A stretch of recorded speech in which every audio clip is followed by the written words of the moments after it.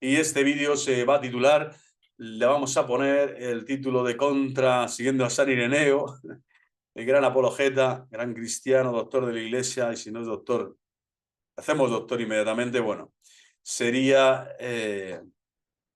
contra versus herejes, pero sede vacantes, ¿vale? Impugnación del sede vacantismo. Esto es lo que vamos a intentar, pues eso, elucubrar un poquito más a fondo y dar razón de la fe católica, de mi esperanza, que nunca ha decaído, a pesar de que me he vuelto, vamos a decir, como digo, demasiado esenio, demasiado fulguroso, un Juan Bautista, pero que al final no he sabido irme con Jesucristo. Me fui de nuevo al desierto y me puse allí a tocar tambores yo solo y arpas y lo que quieras, pero he denunciado en el fondo a los aires, ¿no? Y el combate contra Satanás, contra el demonio, nunca puede ser en la mentira o en el error. Y esta sea poca o sea mucha, la impugnación del sedevacantismo tiene que ser total, tiene que ser total. Yo lo que he descubierto es que más al extremo no podía ir y ahora por eso cuento mi testimonio. Mi testimonio tiene que ver un poco con esta carta que os pongo aquí de 2 Corintios, capítulo 10, de San Pablo, sin identificarme con, vamos, ni mucho menos con San Pablo en cuanto a la catadura moral y espiritual de su vida, este grandísimo apóstol, pero claro, dice que le está diciendo a la comunidad de Corinto, ¿no? Que él puede ser valiente, puede ser suave, puede ser tal, pero bueno, que él va a ir para allá y les va a decir la verdad a la cara, les va a decir lo que les tiene que decir, aunque en otro momento le trataron bien o fueron quizás hermanos, ¿no? Y amigos del alma, ahora le estaban criticando algunos de esa comunidad de forma a la espalda, ¿no? Por detrás, en la distancia, y San Pablo pues se remite. Y estas frases me encantan, ¿no? Porque hablan muy bien de cómo procede el apóstol, el cristiano. El cristiano es aquel que está caminando en la verdad de Jesucristo, revelada por Jesucristo a través del camino, del único camino del hombre, que es la Santa Madre Iglesia, el magisterio, la comunión con los papas, el amor a la verdad plena y a la comunión plena con ellos. Y desde luego aquí San Pablo está remitiendo a su apostolado diciendo que no procede con miras humanas. O sea, la iglesia militante, la iglesia peregrina no procede con miras humanas. Y las armas de mi servicio, dice, no son humanas. Por eso ahora vengo, voy a enseñar las mismas armas de siempre, que son la cruz, la Santísima Cruz y el Santísimo Rosario, ¿no? Siempre van a ser nuestras armas, ¿no? Las del católico siempre van a estar aquí, en nuestras manos, en nuestro corazón, en nuestros labios, pero no vamos a militar con miras humanas. Y por eso, si fallamos, si nos equivocamos, tenemos que reconocerlo. Es de sabio rectificar. Es muy bueno que alguien te enseñe, que alguien te dé luz, que alguien te dé más luz, porque nunca estamos, ¿no?, del todo purificados en este camino de crecimiento en santidad hacia la patria celestial. Bueno, las armas de mi servicio no son humanas, son de Dios. Es la Santa Cruz, es el Santo Rosario y es la verdad de Jesucristo. Es Dios quien les da la potencia, dice San Pablo, para derribar fortalezas. Bueno, la fortaleza descarada de la herejía es una fortaleza que al final es una torre de Babel. Tarde o temprano va a caer. Pero en estos tiempos, desde luego, el sedevacantismo supone un latigazo atroz al cuerpo místico de Cristo, una corona de espinas de nuevo incrustada en la cabeza de nuestro Señor y un desprecio a la Santa Cruz y a la sangre derramada por Él que se actualiza y se hace memoria real y viva en cada sacramento de la Iglesia. Y lo digo porque son muy pertinaces. Es una herejía que lleva más de 60 años arrastrando de aquí y de allá a hermanos bautizados con gran celo apostólico, como digo, con gran amor a la verdad, pero que van siendo confundidos por unos o por otros y que acuden a las mismas fuentes. Muchas veces que acudimos nosotros, como le digo, yo he estudiado 10 años filosofía, teología y he caído en esta herejía. Que esto sirva para otros que pueden caer en cualquier momento, porque la situación siempre puede ir encrespándose, puede ir a más y uno puede dudar. Puede dudar como Pedro dudó o como Tomás. Sin embargo, el Señor te dice, no, yo mi gracia te va a dar la fortaleza para que derribes las fortalezas de este mundo, porque la herejía tiene que ser aplastada, derribada, completamente aniquilada. Y por eso, bueno, vamos a derribar los sofismas y este torreón que se yergue, ¿no?, contra el conocimiento de Dios, dice San Pablo. Impresionante, ¿no? La gnosis de Dios, el conocimiento de Dios es el verbo. Dios Padre nos revela el conocimiento divino a través del verbo, de su Hijo amado, por el Espíritu Santo que se nos ha dado. Bueno, en ese derramar el conocimiento de Dios a los hombres está el ser apóstol verdadero. y no cautivo, ¿no? de los falsos, ¿no? El no dejarte encerrar y apresar por los herejes. Bueno, con esas armas, dice, cautivamos los entendimientos equipados para castigar toda desobediencia cuando vuestra obediencia sea completa.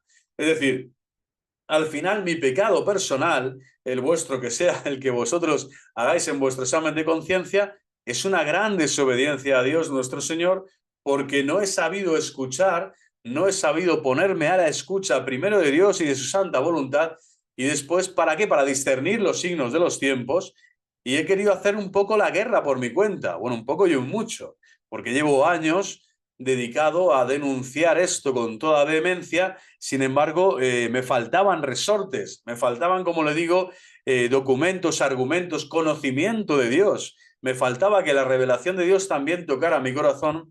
Y desde luego, a través de este sacerdote, del Santo Rosario, de una amiga que me puso en contacto con otra mujer que se llamaba Rosario también, y que quería que yo hablara con este sacerdote para convencerle o simplemente para tener un diálogo, ¿no? Y ver hasta qué punto la postura sedevacante es algo connatural, ¿no?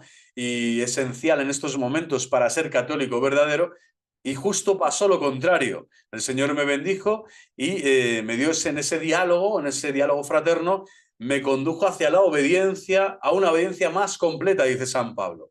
Que vuestra obediencia sea completa. Es decir, la obediencia, que es escucha, ¿no? El verbo acuo, la obediencia, en latín es la escucha de Dios.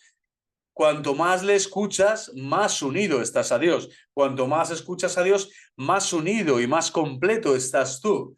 Y la jerarquía católica siempre te va a llevar con esta enseñanza a esta manera de entender a Jesucristo y su divina revelación sin equivocarte, sin caer en la herejía. Bueno, pues le doy muchas gracias a Dios porque he pasado de la rebeldía y la desobediencia de nuevo a ser obediente. Primero a quién? A Dios, en mi conciencia y en mi corazón.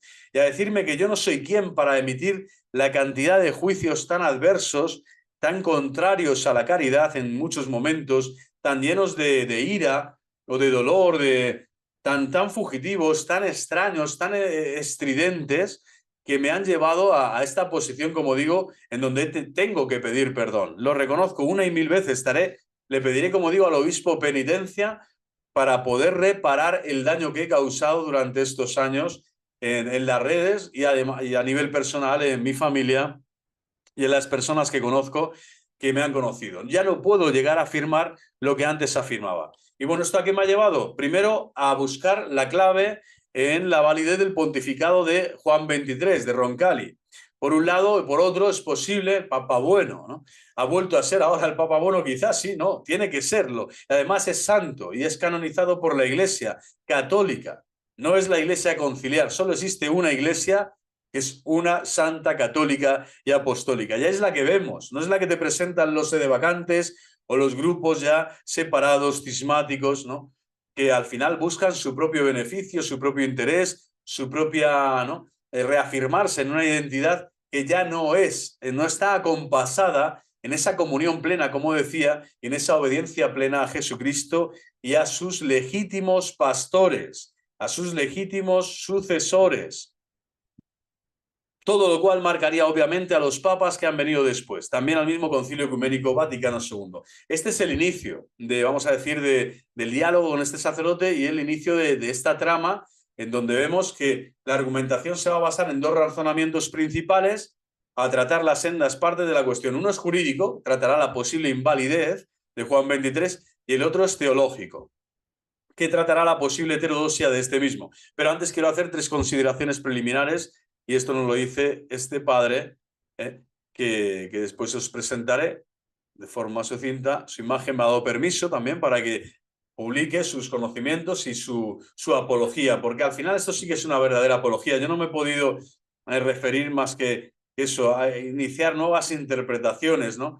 O como toda esta falsedad de Teresa Stanfield y otros, ¿no? Bettina Galo, al final estás con alfileres, ¿no? El Monuman, el Mouman, el no sé quién. Al final estamos escuchando y estamos interpretando según nos place a personas que han dicho cosas, sí, pero que no tienen la revelación de su parte, no tienen el magisterio de los papas de su parte, y ni siquiera ese magisterio de los papas a los que ellos consideran santos, como es su santidad Pío XII, lo cual es tremendo, ¿no? Bueno, pues el primer acercamiento, dice aquí, o preliminar, ¿no? Una consideración, es que ni siquiera, vamos, el torpe pastor de Zacarías o el falso profeta apocalíptico, que son personajes singulares, pero que no parece verosímil que sea Juan 23. También diría que no parece verosímil que sea Bergoglio, a pesar de las bergolianas que ha podido hacer, pero es que Francisco I, Papa, todavía no ha dicho herejías públicas notorias que le lleven a uno también a afirmar lo que se afirma en todos estos, en todas estas en estos barracones, en estos galpones, o cómo decir, en estas cuevas de cismáticos y de herejes sedevacantistas, del tipo que sean del último llegado Viganó, sean del anterior Minutela, que por cierto, o sea, es patético todos los que siguen este movimiento de Don Minutela, que ni es don ni es nada ya, porque lo que demuestra es eso, no es que sea doblemente hereje, porque así lo ha considerado la Iglesia Católica, sino que sigue empecinado, ¿no? De forma pertinaz en afirmar algo que no afirma ningún obispo, ningún cardenal, y que no es él el tribunal eclesiástico que debe de juzgar a un romano pontífice, no es él, y por lo tanto cállate ya la boca y deja de marear y deja de confundir. Una de las cosas que hice mal en mi vida personal fue eso, escuchar a este hombre durante un año y pico, que me llevó al final a tomar decisiones erróneas. Por eso Santo Tomás de Aquino, en su sana doctrina, siempre dice no escuchar al hereje. Por favor, no escuchéis nunca a un hereje, por mucho que os ponga argumentos de acá de allá. Es que al final la herejía siempre te va a encaminar a un pozo sin salida, a un callejón sin salida, a un pozo cada vez más profundo, más negro, más terrorífico, a una soledad cada vez mayor. Bueno, pues estos pastores falsos y estos falsos profetas no parece realmente el título, ¿no? Ni de Juan 23 ni del actual Francisco. Estoy sacando aquí una defensa de Francisco I. Imaginaros, la primera vez que lo realizo y así a nivel público. Nunca antes ocurría en la Iglesia. Debería estar anunciada primero, tema del falso profeta, y parece que el mismo tercer secreto puede que vaya por ahí, pero en otro sentido, dice este sacerdote, ¿no? El sentido, él habla más bien de esa tribulación en la que está sumergida toda la Iglesia, todo el pueblo cristiano, incluyendo también la jerarquía en estos momentos de la historia. Pero de ahí no se puede tirar el hilo, no podemos concluir que el falso profeta es este papa actual o que lo fue en su momento Roncalli Juan 23.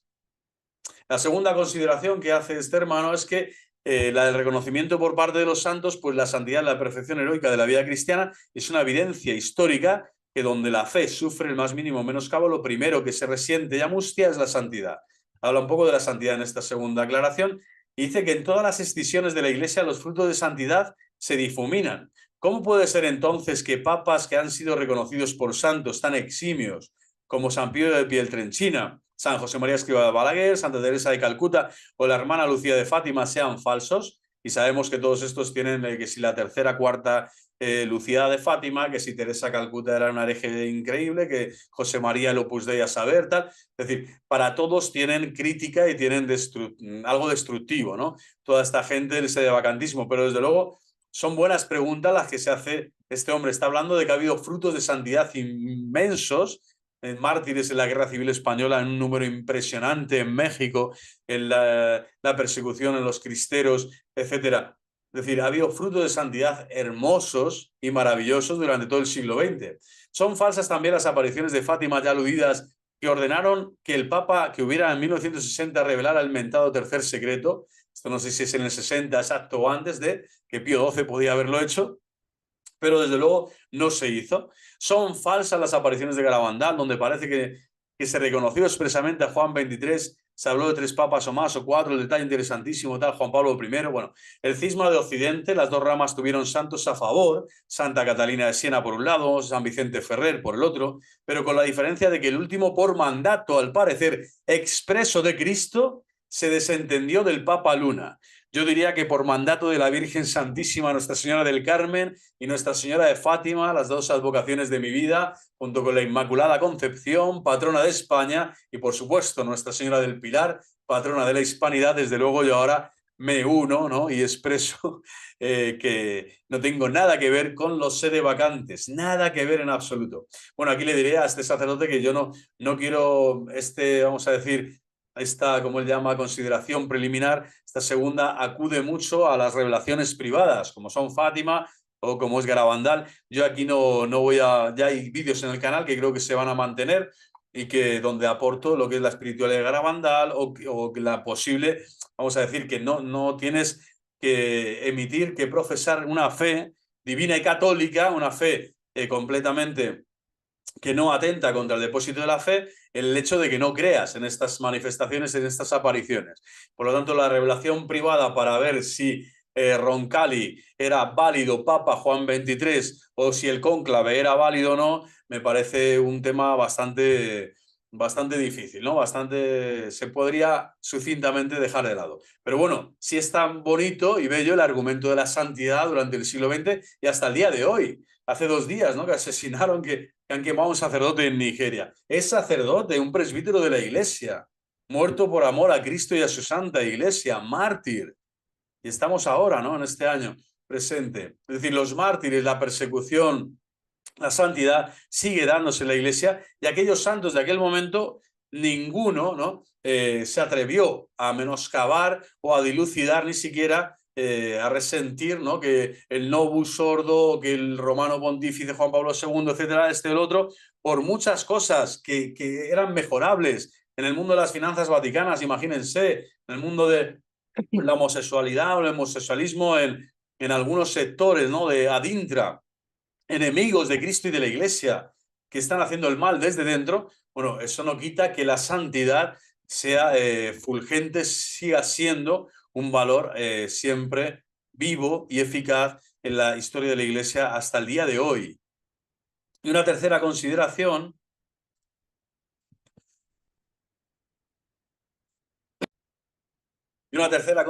es que reconocer que Dios ha permitido este momento, la corrupción total de la Iglesia, según los sedevacantes, desde el inicio del pontificado de Juan XXIII en 1958. Yo no había nacido, nací en el 79, que fue prácticamente acatado por la universalidad de la Iglesia, o sea, un concilio ecuménico, quieras o no, obispos de todas partes, con el Papa refrendando, confirmando, bueno, y que hace una friolera de más de 65 años que supone colar la premisa fundamental de que todos los movimientos rupturistas que ha habido a lo largo de la historia y de manera especial de todo el conglomerado que surgió con la llamada Reforma Protestante, pues tal premisa niega o no aplica a la Iglesia el cumplimiento de aquellas palabras de Jesús al príncipe de los apóstoles. Es decir, la Iglesia se ha visto en coyunturas y en encrucijadas históricas tremendas, como fue la Reforma Protestante o mal llamada Reforma, sabemos, entrecomillada, ¿no? Esta revolución completamente hereje. Bueno, sobre esta piedra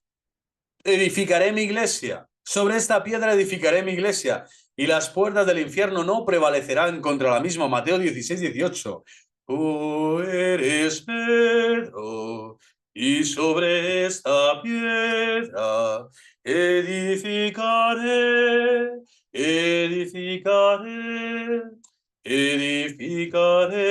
mi iglesia. Ciertamente, entonces, los poderes malignos habrían prevalecido contra una iglesia que habría quedado totalmente corrompida, hasta el punto de haber dejado de ser la iglesia de Cristo, o sea, su barca. Su barca. Yo me he tenido que inventar la situación de que la barca de Pedro está varada y está eclipsada, escondida, ¿no? Otros dicen sede velada y gilipoll y tonterías, no sé si que son tonteras, no reales, varada y escondida, ¿no?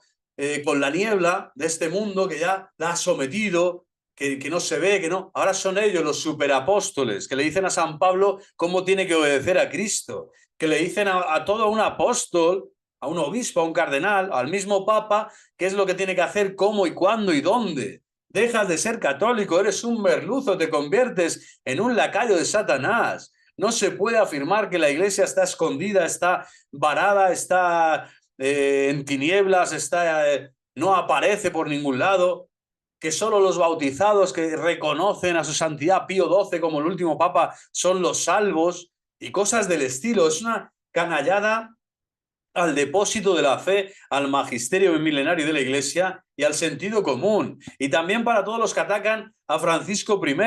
¿Por qué? Porque de momento, hasta que la Iglesia no pronuncie algo diferente, la Iglesia, oficialmente, la Iglesia peregrina, sí, la que en muchos aspectos puede fallar, pero que en las cosas gordas no va a fallar nunca, porque el Señor nos lo ha prometido, hasta que declare lo que tenga que declarar, de cualquier romano pontífice y de cualquier persona, y de tu propio juicio, de tu propia historia personal. También te puede juzgar tu vida de santidad o tu vida de negación, de rebeldía.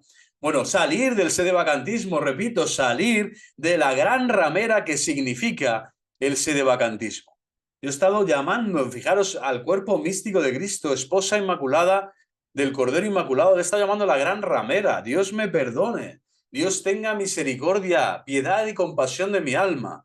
Él sabe que lo he hecho con toda la intención, sabiendo que algo está pasando que no entiendo, que ya, pero tengo que ser humilde y acallar y seguir profundizando y conocer más. Tenía que haber seguido escuchando, tenía que haber contrastado mejor, tenía que haber acudido a las fuentes de la salvación y de la gracia con mucha más asiduidad, con mucho más pundonor. Tenía que haber sabido sufrir en silencio, esperar en silencio, como sufrieron Abraham, el patriarca, como sufrieron los grandes santos de la historia, hasta que el Señor hablase. Pero no lanzarte a definir, a decidir, a denunciar, incluso, como digo, a sentenciar a aquellos que Cristo ha elegido en su barca. Es la barca de Cristo, no es una institución más, no es un colegio, no es un partido político, no es un colegio de médicos, no es un ministerio público. Esa barca que se mantuvo a flote, por lo tanto, durante 19 siglos y que se habría hundido a mediados del siglo XX. Esta consideración es muy fuerte, ¿no? Estamos hablando de que este rupturismo jamás se había dado desde dentro, por así decirlo, de los propios cristianos que se siguen autollamando católicos, pero con una autorreferencialidad a su propia doctrina que ya es herética. Porque desde el momento que eres sede vacante, eres herético. O desde el momento que ya caes en el cisma, como lo hizo Lefebvre u otros, estás faltando gravemente, gravemente. Muchos dirán, sí, ha salvado la misa tradicional, tal, no sé qué. No, es que no se trata de esto, se trata de lo que Dios va a juzgar en la verdad. Y en la verdad significa que el cismático y el hereje son notorios y tienen pruebas y se va definiendo así a lo largo de la historia. Y por lo tanto, la santidad de los papas, sin conocer todos los intrínculis, si la Iglesia reconoce que ahí hay santidad en su vida heroica, en su diario personal, en este caso Juan 23, en la vida de Pablo VI, tantas veces sufrida, tantas veces, pues eso, con todas esas dimensiones que han sido muy criticables, pero que no sabemos hasta qué punto en ese foro interno y en ese foro externo la Iglesia católica sigue siendo la barca en donde Cristo le está pidiendo eso a Pedro. Y si Cristo se lo pide a Pedro, ¿quién soy yo? Que eres un simple bautizado, que no tienes ningún poder, ninguna autoridad para gobernar, santificar o enseñar a otros. ¿Quién soy yo para dictaminar, para sentenciar y llamar anticristos a estos romanos pontífices, ¿no? Que incluso varios de ellos, como digo, ya han sido canonizados por la Santa Madre Iglesia. Bueno, no se puede caer en esta grandísima herejía porque se viene abajo, o sea, toda la promesa de Cristo que es de derecho divino, o sea, esto es derecho divino. Cuando Cristo dice que es su barca y que no entrarán los malos, que no la podrán prevalecer, que es que no puede ser y que Él va a seguir edificándola de un modo o de otro, muchas veces no lo entenderemos, esos modos de Dios o esos tiempos de Dios o esos juicios de Dios que a ninguno dejará, vamos a decir, libre de culpa porque somos humanos, pero que cada uno le juzgará según su responsabilidad, su vocación y su estado. Y lo que corresponde a un cristiano católico es caminar vamos a decir, con el sentido común y con la honestidad intelectual para no caer en estas herejías tan flagrantes, tan bestiales, tan bestiales, donde se dice que ya la barca no existe, no está. Imaginaros qué barbaridad, ¿no? Pero claro, ¿qué habría pasado con Cristo? Tiene sentido que no solo se haya dormido, dice este hermano, esta sigue siendo la tercera consideración, sino que incluso se habría esfumado, dejando de estar en la misma barca, incumpliendo la promesa. Impresionante, ¿no? Cumpliendo la promesa de estar con nosotros todos los días hasta el fin del mundo, Mateo 28, 20. El problema es que una vez que se admite la ruptura, señalar el momento es completamente secundario. Pues ¿quién puede negar que lo que se dio a mitad del siglo XX no se había dado en realidad a principios del siglo XVI? Por eso se dijo en el Vaticano I, el pastor eterno decretó edificar la Santa Iglesia. Mas para que el episcopado mismo fuera uno e indiviso, y la universal muchedumbre de los creyentes se conservara en la unidad de la fe y de la comunión por medio de sacerdotes coherentes entre sí, el anteponer al bienaventurado Pedro frente a los demás apóstoles, en él instituyó un principio perpetuo de una y otra unidad y un fundamento visible. Tiene que estar visible, Pedro. Yo no puedo estar en comunión espiritual con su santidad Pío XII. Es que no vale. Él ya está en la comunión de los santos. Le venero, le admiro, le quiero, me gustan sus enseñanzas, pero es que él precisamente jamás se salió, jamás fuese de vacante, ni dijo al pueblo santo de Dios, por favor, en cuanto me muera, haceros de vacantes, porque los que vienen detrás de mí son falsos hermanos, no son como yo, no son un verdadero sucesor de Pedro, no son un verdadero vicario de Cristo en la tierra. No, ahora son invisibles, todos van a convertirse en anticristos invisibles. Falso, anatema sí. Es un fundamento visible cuya fortaleza se construirá un templo eterno y a la altura de la iglesia que había de alcanzar el cielo, se levantará sobre la firmeza de esta fe. La fe es el bienaventurado Pedro que sostiene, ¿no?, las columnas de Pedro y Pablo y las puertas del infierno para derrocar, si fuera posible, a la iglesia, dice, ¿no?, que había de alcanzar el cielo, se levantará sobre la firmeza de esta fe. Puesto que las puertas del infierno para derrocar, si fuera posible, la iglesia, se levantan por doquier con odio, cada día mayor contra su fundamento divinamente asentado, nos juzgamos, sea necesario para la guarda, incolumidad y alimento de la Grey Católica, proponer con aprobación, fijaros lo que dice, del Sagrado Concilio, la doctrina sobre la institución, la perpetuidad, aprenderlo bien, y la naturaleza del sagrado primado apostólico, en que estriba la fuerza y solidez de toda la Iglesia, para que sea creída y mantenida por los fieles. De Singer, en 1821. Bueno, esto es de perogrullo, pero hasta que uno no lo lee dice, madre mía, esto es más magisterio, magisterio infalible, esto es maravilla de la doctrina católica que tenemos que entender. Esto no ha podido suceder.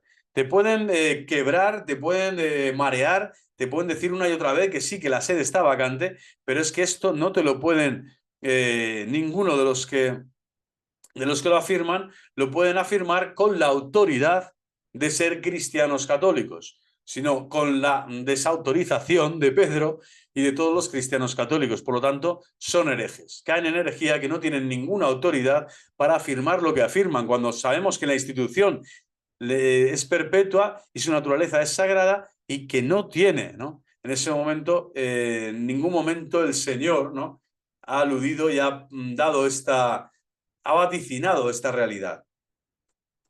En Dessinger, 1824, añade lo que Cristo Señor, príncipe de los apóstoles, de los pastores, disculpen, y gran pastor de las ovejas, instituyó en el bienaventurado apóstol Pedro para salud, para perpetua salud y bien perenne de la iglesia, menesteres dure perpetuamente por obra del mismo Señor en la iglesia, que fundada sobre la piedra, tiene que permanecer firme hasta la consumación de los siglos. Y en Dessinger, 1825, si alguno pues dijere que no es de institución de Cristo mismo, es decir, de derecho divino, que el bienaventurado Pedro tenga perpetuos, esto claramente, esto tenemos que resaltarlo, que de derecho divino, que el bienaventurado Pedro tenga perpetuos sucesores en el primado de la Iglesia Universal, sea anatema. O sea, esto es uno de los primeros, vamos a decir, pues sí, clavos, diría yo, espadas en el corazón de los sedevacantes. Tienen que entender que es de derecho divino esta afirmación y esta verdad es de fe, es de fe. Esto pertenece al depósito de fe. No se puede, por lo tanto, afirmar algo que vaya contra esto, sea anatema. Ante textos dogmáticos tan claros, ¿cómo se puede pretender desde la misma doctrina católica que la Iglesia lleva más de medio siglo sin sucesores auténticos de San Pedro y que así seguirá para siempre? ya que muerto el último cardenal nombrado por el así estimado último papa válido, Pío XII, ya no hay posibilidad alguna de una elección papal canónica.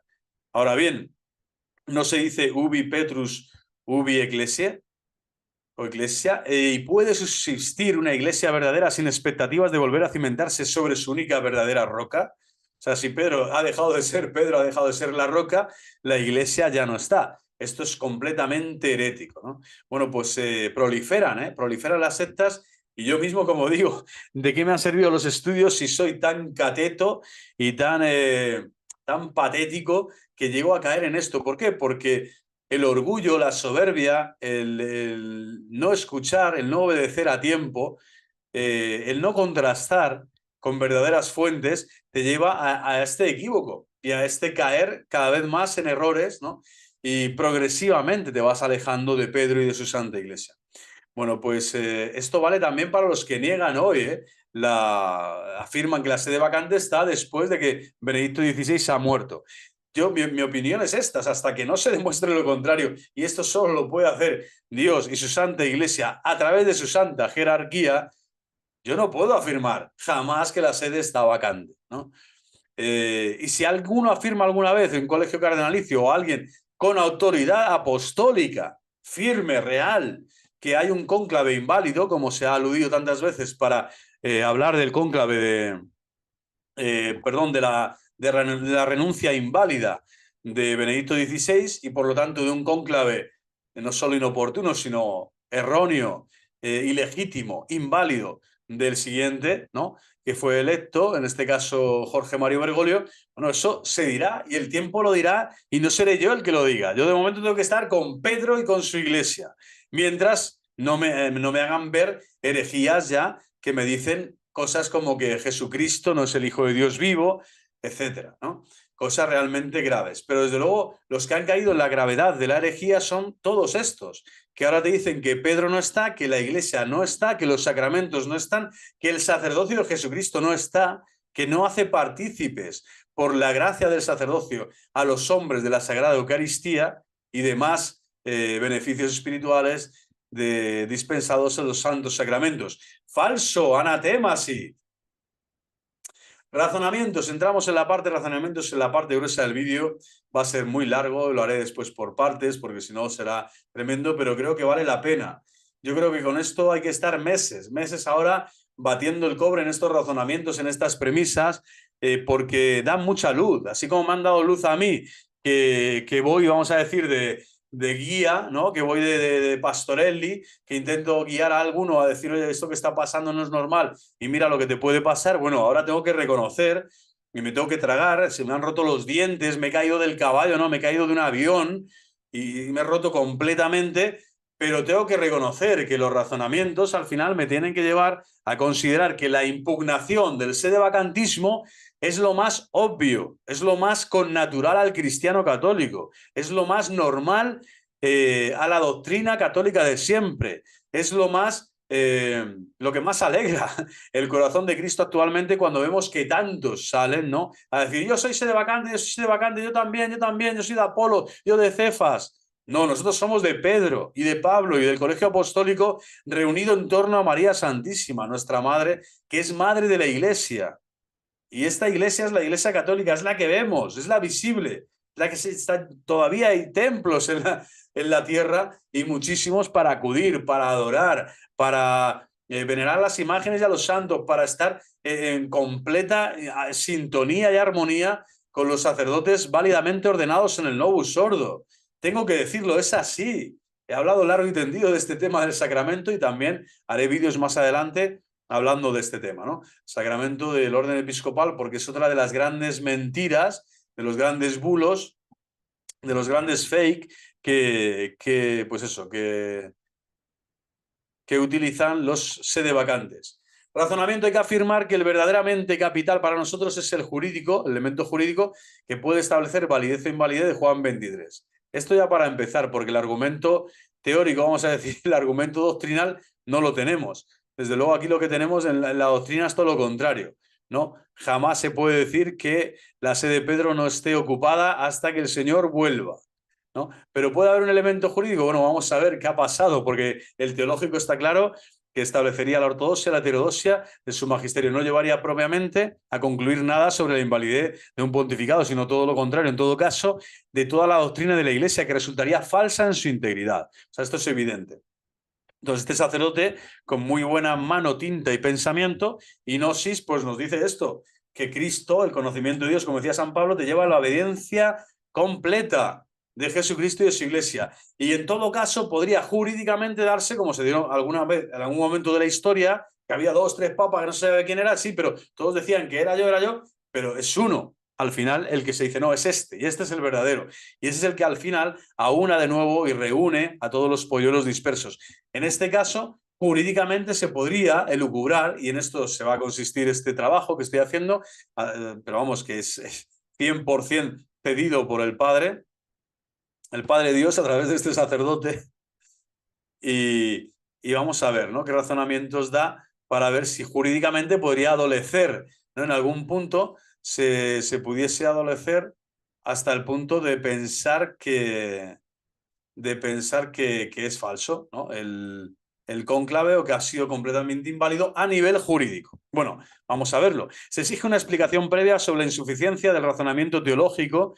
Seguramente a todos nos suena la teoría de San Roberto Belarmino, doctor de la Iglesia, nada más y nada menos, según la cual un papa hereje dejaría de serlo. Sin embargo, esta teoría adolece, ante todo, de un importante fallo lógico. Lo primero es decir que este santo no es santo ni doctor por esa teoría, ¿vale? Eso es un pensamiento suyo. No se canoniza su pensamiento, no una cosa, que se canonizan las virtudes heroicas que ha ejercido a lo largo de su vida, fe, esperanza y caridad, lo cual no quiere decir que haya podido cometer errores teológicos de perogrullo o cosas graves, como Santo Tomás de Aquino, ¿no?, en algunos aspectos, etcétera. Es decir, el santo es santo no porque el todo lo haga perfecto, perfecto solo es Dios, y santo solo es Dios, Padre, Hijo y Espíritu Santo, 3 veces santo. Nosotros participamos limitadamente como criaturas de su santidad, y por lo tanto, cuando la Iglesia reconoce en alguien que ha vivido santamente, con heroísmo, las virtudes de la fe, la esperanza y de la caridad, no quiere decir que no sea falible.